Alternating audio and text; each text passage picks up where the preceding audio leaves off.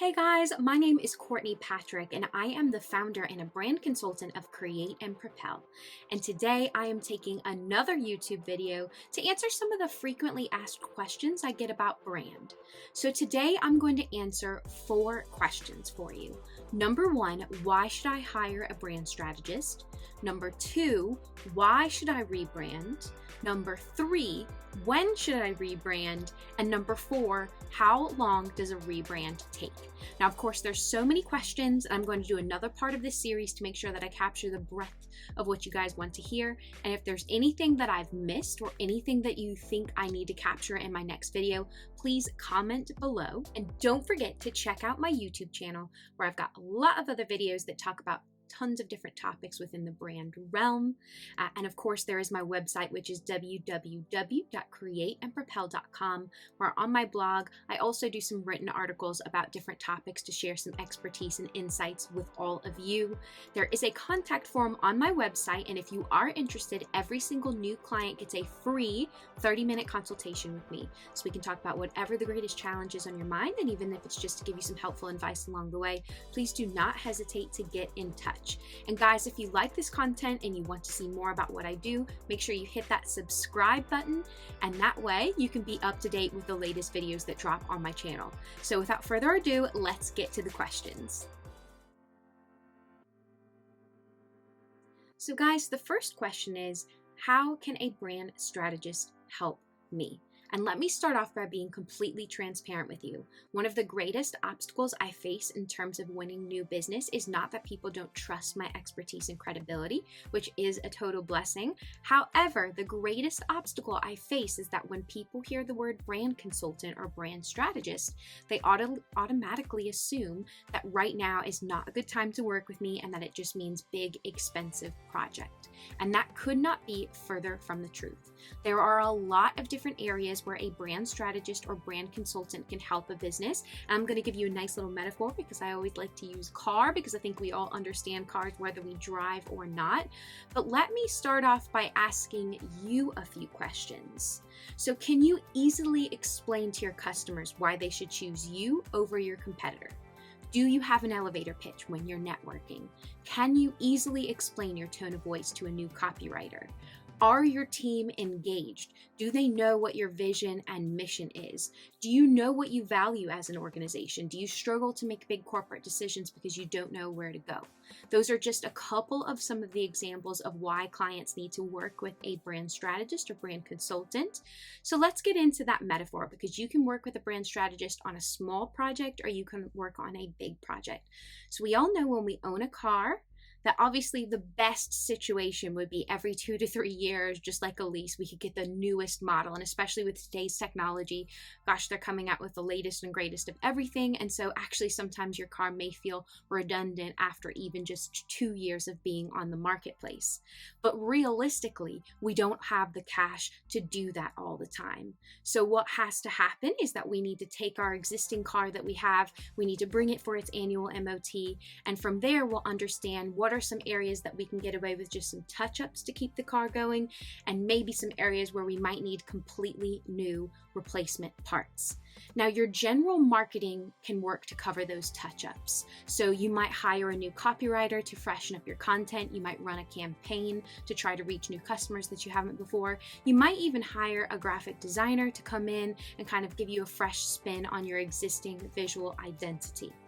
However, those replacement parts is when you need to bring a brand strategist or a brand consultant in.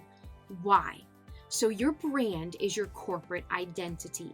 It is creating an experience and an identity that your customers interact with on a holistic 360 level.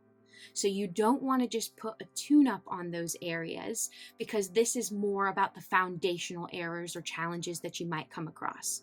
So for example, if you don't have an elevator pitch and you don't know how to describe your business, if you just give a touch-up on there, you're never going to have the success of actually sitting down, taking the time to reflect, do some research, and figure out how to create the most compelling elevator pitch on the market. So you are working with a brand strategist or brand consultant on those foundational pieces, because we all know that if all we do is touch-ups, if we look at that car in 3 years' time, it will look completely different from where it needs to be. And so you want to make sure that if you're getting replacement parts, that you're taking the effort to get the best possible part on the marketplace to keep your car going and keep it in line with the current trends. Now, that being said, this is going to segue us really nicely into the next question, because if you do look at your car in 3 to 5 years' time and it looks like it's been a jumble of a bunch of different plasters here and there just to try to keep it ticking along, then that is also going to be one of the triggers that go, it's time for a complete rebrand, because we need to re-solidify the foundation, make sure the engine's even working in the first place. So a brand strategist can help you define some of the core aspects of your business. What is it that we value and believe in as an organization? How do we describe ourselves to customers? What is our tone of voice? What is our story that we're bringing to the marketplace? And yes, you can work with a strategist or consultant on the complete project, so for a complete rebrand or a complete refresh, but you can also refresh and solidify individual pieces. It's very often that I work with a client just to define their brand story, so they already know who they are and what they stand for. They just need help articulating that, or they need help taking their existing content and creating a set of tone of voice guidelines that make it easier for them to work with third-party copywriters, which, looking at 2020, looking at how many of you are going to be working with freelance marketeers, it's important that you have that information. So you bring in the big guns when you want to make sure that you're investing in the future of your brand and not just a tune-up. So hopefully that makes sense and answers our first question. So why should I rebrand? Now, guys, there are a ton of different reasons that mean a business should consider rebranding. And what I've done is taken all of those most commonly answered questions and brought them into 2 different categories. Now, again, there are a lot of different reasons. So if you think it may be a good time for your business to rebrand, you do need to get in touch with a specialist. Of course, you can contact me at www.createandpropel.com, or get in touch with whoever it is that you trust. But let's talk about the 2 most common reasons and categories, which I have created and named on my own. So they probably sound different from different experts, but let's just use very simple language, which you guys know is part of my mission and my theory as a strategist. So reason number 1 is what I'm going to call an identity pivot. And this is the result of an extreme change within your organization. And the likely solution is a complete overhaul of your brand. So let me ask you a few questions to see if this might sound like you. Have you recently acquired a new business or merged with another business? Have you recently had a complete change of leadership and people driving the business forward? Have you lost a customer group, or your product or service has become redundant completely due to technology advances or changes in customer preferences? And last, have you had a PR crisis that was so significant that you can no longer trade under your existing brand? And if this is you for that last one, make sure that you stay tuned, because I'm going to give you a piece of advice on that specific trigger at the very end of this segment. So guys, again, identity pivot means there's been an extreme change in the organization, which means you can no longer keep trading under the same brand that you were, because the brand has been made redundant. Maybe you're no longer offering the product that you've always been known for on the market. Or maybe you've merged 2 completely different cultures together, and because they've clashed so much, you can no longer choose one or the other. Now, I'm sure this is sort of talking in the simplest terms here, But change means chaos. And so a lot of times when we're looking at this particular type of reason for rebranding, it's reacting, because you would not believe the amount of businesses that either acquire a new business or go through some form of dramatic change, and they wait to rebrand until problems are already arising. And again, if we're looking at that merger or that acquisition, when you bring new people and new groups together, it is complete chaos. Change is not great to us human beings. So we need to make sure that we look at our brand and define a new path forward. And that is what your rebrand is going to do for you. So what you need to do is undertake some research. It's likely that you can't just use bare bones from where you were before, because whether you've lost a product or you're looking at a completely new set of people, or whatever the reason for the extreme change is, you need to look at where you're going in the future, not where you were going before, because that path is no longer open for you. So undertaking that piece of internal and external research means we're looking at what your customers are saying now, we're looking at what the market's telling us, and we're also listening to your people, both your leadership and the people underneath you, to make sure that that set of brand messaging platform and that values feels right for where you're going to go. And from there, you will have that brand messaging platform created, and then you'll have that new visual identity if that is relevant, perhaps a new name. There's lots of different things that come within that. So an identity pivot is the result of an extreme change in your organization. This happens to businesses all the time. I will say, as a strategist, you don't really want to be there, because again, when it's reactive, it means you're not going to get the best value from the team, because you're going to be working quickly and probably not as smart as you should if you're proactively rebranding. So if you know that there's a merger or an acquisition in the cards for your business, get your brand consultancy prepped. Get them ready to go start thinking proactively, because you want to buy yourself time, which I will talk to that in one of the questions toward the end, which is how long does a rebrand take? Now, for those of you that are considering a rebrand because of a PR crisis, only do that if it is ethically correct for your business and your customer, and it feels appropriate as an action moving forward. So when we have a complete rebrand after a PR crisis, is because we've taken some time as a business. We've looked at the actions that we've taken before, and we want to change, and we want to be different for our customers, and we want to show them that we have reflected on what brought us to that crisis before, and we will do our very best to never let that happen again. Then it is appropriate for a rebrand. However, if you think that you can pull the wool over your customers' eyes and show up tomorrow as a completely new brand and no one will know, that is completely incorrect. You will lose a lot of strong relationships by doing that. So again, only rebrand after a PR crisis if it is ethically appropriate for you to do so. You may just need to have some brand building exercises under your current brand.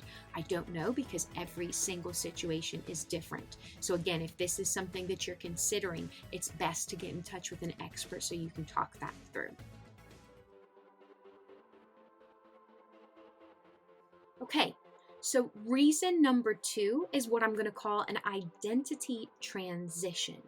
And the trigger for this is either gradual change or proactive change. So we're forecasting change ahead.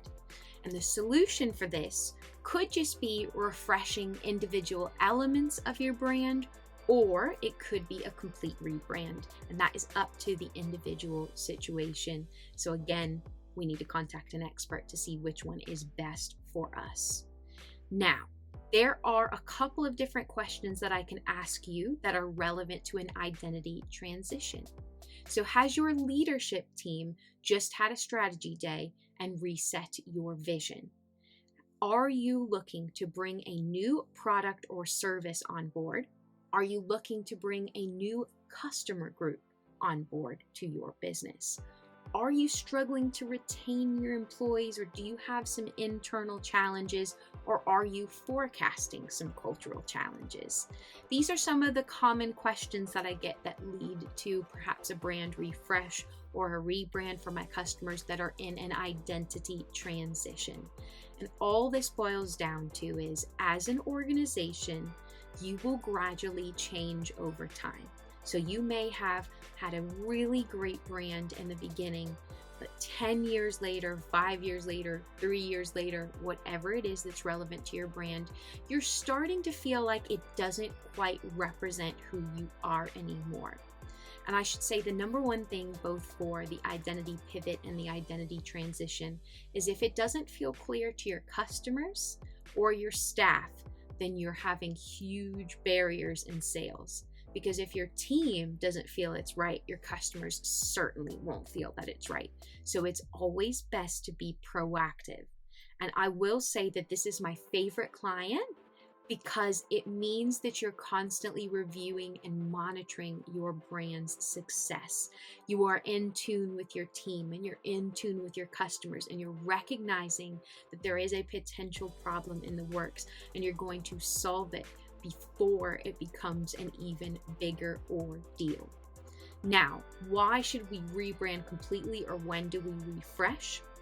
If you feel like you're having an identity transition, and again, it may be, for example, that you are looking to bring a new product on board and your current brand doesn't really give you room to expand into that area. So you need to make sure that the brand is adapted so it's flexible enough for you to bring that on without there being an issue and clarity on who you are in the marketplace. Or it may be that you think the values that you started your business with don't represent the current leadership team that's driving the business forward. And so you want to make sure that you keep stock of some of the previous, but you want to create new ones that reflect where you're going moving forward. So whatever it is that's the trigger that's bringing you to this, you are in a good place because you need to do a little bit of research. And from there, you'll identify whether it's appropriate to completely rebrand or whether it's appropriate to just adjust a few of the bits and pieces that sit within your existing brand. The challenge, and I guess the ultimate test, is if we feel like your values need to be redone, then we need to look and go, well, is that deviating you in a completely different direction than you were going before, or is that just accelerating you on the existing path? If it's just accelerating you on the existing path, then you don't need a rebrand. If it's going in a new direction, then it's likely that you need to invest in that. So again, this is where you want to be as a business. And let me stress something here, whether you work with a freelancer or you work with an agency, when you are proactively planning a rebrand, you are going to get the best possible value from the supplier that you're working with, because brands take time. And it is not just the time the team needs to actually develop the work. It is because you are going to go on a change journey as an organization. You need time to reflect and adapt. I promise you, you do not know the things that you are emotionally attached to until we threaten to take them away. And that causes obstacles in the timing plan. So you need to make sure that you're proactively doing this, because when we're reacting, again, we're working hard, we're not working smart. And you want to make sure that you get the best possible outcome from your suppliers. So that is the solution for an identity transition. Okay, so when should I rebrand? And outside of the triggers that I've listed in the previous section, into the previous question, there isn't a time of year that's best for a rebrand. Sometimes I do get asked that question, but it really just depends on the time in the calendar for your business. So the only thing that you want to consider is that if you're investing all this money in a rebrand or redeveloping or refreshing certain elements of your brand, you want to make as much of a spectacle on the launch of that as you possibly can, because what's the point of investing all of this time, effort, and money into a project if you can't do something exciting for your customers off the back of it? So you want to make sure that you are looking at the calendar and figuring out when is an appropriate time that you can launch a rebrand. And you want to make sure that it's not going to negatively affect your sales cycles. So if you are changing your name and your logo or any element of your brand, that level of change can affect your customers and it can cause sales to dip. So for example, if you are a toy company, a terrible time for you to launch a new brand would be Christmas, because that is your peak sales period. So you would want to make sure that you launch it well enough time ahead of Christmas so your customers already know who you are and they're comfortable with that change and they've been communicated to throughout. So you work backwards on the timing plan, figure out when that best time of year for you may be. It may be Easter, because maybe you aren't selling a lot of toys during that period and you feel like that gives you enough time to build up equity in that time. So figure it out, but make sure you give yourself time to have a spectacle for it with your customers. That is the best time to rebrand. How long does a rebrand take? Guys, this question does not get asked or answered enough. And I can't tell you how many businesses underestimate the amount of time it takes for a rebrand. Again, I mentioned earlier, it's not just looking about how long it's going to take for your agency or freelancer to pick up that piece of work for you. It is looking at your team and the amount of time you guys will need to review work along the way. When we change a brand, we change an element of your identity as an organization. It is going to ask huge strategic questions of you. And if you are swamped with work in your day-to-day, then just wait until an agency or consultant is pinning you down to read a 20-page document of research or whatever it might be. And you want to look at maximum value that you're getting from your suppliers. Of course, by outsourcing it to another person that's an expert, it's alleviating something on your plate, but you want to be involved. You need to be involved to make sure that it feels relevant and authentic to you and your customers. This is one of the scariest risks you will take, one of the biggest projects you will undertake as an organization. So make sure that you give yourself time to get on board, to research up, to make sure that you have time to review, adapt, agree, sign off. If you've got 5 stakeholders on your leadership team and every single one of you is completely different, well, it may take weeks for you guys to get sign off on every individual element. So consider that in the beginning. Now, I don't want to scare you, because you can rush the process and you can streamline that through. And I can't tell you the amount of times that I've had a client say that timeline's not going to work. So I've streamlined it. It's been really tight, just enough time to get through, and then we've ended up going over double the amount of the original timing plan because people weren't realistic looking up front. So it can be a quick process, but that's only if your schedule allows for it to be a quick process as a business. So what are some of the average time that you need to take into consideration? And this is kind of looking at more of a full, complete rebrand versus refreshing individual elements. So research can take anywhere between 3 to 4 weeks. Strategy can take anywhere between 2 to 3 weeks. Visual identity can take anywhere from 3 to 4 weeks. And your collateral development, website development, that can take anywhere between 4 to 8 weeks, depending on how much of a website refresh that you need to do. And then you need to give your internal team between 4 to 8 weeks to get on board before your external launch. And that's something everyone forgets, they never think about. But if your team isn't completely aware of what this new rebrand means and how to talk to customers and how do they live it, how do they bring it to life, what do they say when people ask, why do you rebrand? If you don't equip your team with all of the tools they need to move going forward, then your brand launch will be a failure. Because you need to get all those people on board before you go out into the world, because customers are having a direct line of communication with that team.